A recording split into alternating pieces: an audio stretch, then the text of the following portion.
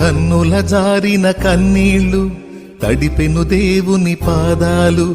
ఇప్పటి నుండి నీ కళ్ళు చూచును దేవుని కార్యాలు. కన్నుల జారిన కన్నీళ్లు తడిపెను దేవుని పాదాలు. ఇప్పటి నుండి నీ కళ్ళు చూచును దేవుని కార్యాలు. ఉందిలే దీవెనా ఎందుక వేదన, పొందిన యాతన దేవుడే మరచునా.